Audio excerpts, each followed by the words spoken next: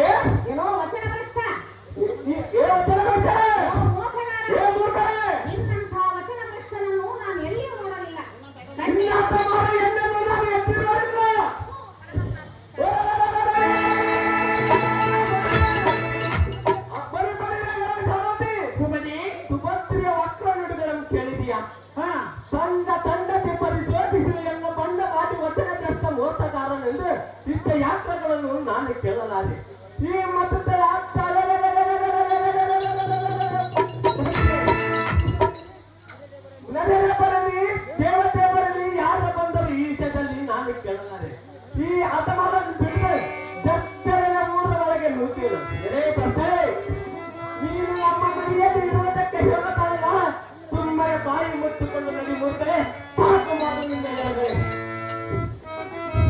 ದುರ್ಮಾರ್ಗನೇ, ಏ ಕುಮಾರೇ, ತಂಗಿ ಎಂಬ ಅಂತಃಕರಣವಿಲ್ಲದೆ ಬಾಯಿಗೆ ಬಂದಂತೆ ಮಾತನಾಡುವಿಯ. ಸಾಧ್ಯವಾಗಿ ಆಗುವ ಸಂಖ್ಯೆ ಮೂರ್ಖನೇ, ಏ ಮೂರ್ಖನೇ, ಅರಮನೆ, ಏ ಅರಮನೆ, ಗುರುಹಿರಿಯರ ಸಮ್ಮುಖದಲ್ಲಿ ಏತಕ್ಕಾಗಿ ನಿನಗೆ ವಚನವನ್ನು ಕೊಟ್ಟೆ. ನೀನು ಮತ್ತೆ ನನ್ನ ತಪ್ಪಿಯಲ್ಲ. ಏನು ತಪ್ಪಿರುವೆನು? ದುರ್ಯೋಧನನ ಮಾಡಿಕೊಳ್ಳುವನೆಂದು ಅರ್ಥದಿಂದ ಓಡಿ ಹೋಗಿದ್ದು ಇಲ್ಲಿ ಯಾರ ಕಾರಣವನ್ನ ತೆಗೆದು ಮಾತು ಮೊದಲ ತಿಳಿದಿಲ್ಲವೇ? ಅದಕ್ಕಾಗಿ ನಾನು ಸುಮ್ಮನಿದ್ದೆ ತಂಗಿಸಿ. ಆಲಿಸು ಅಣ್ಣ ತಂದೆಯ ನುಡಿಯ, ಆಲಿಸು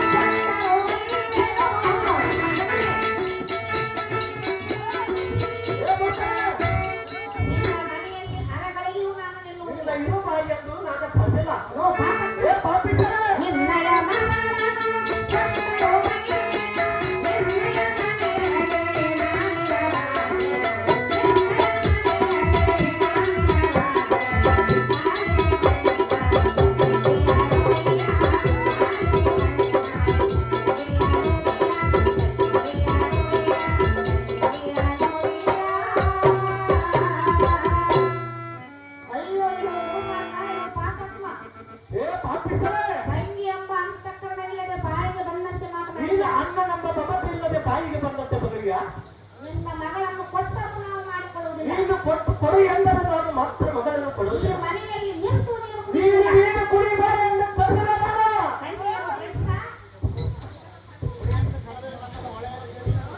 ಅಮ್ಮ ಸುಭದ್ರ, ಸಣ್ಣ ಕೊಡಲಾರನೆಂದು ಸಂಕಟಕ್ಕೆ ಬಾಯಿಗೆ ಬಂದಂತೆ ಬರಲಿಯಾ? ಸಹಜವಾಗಿ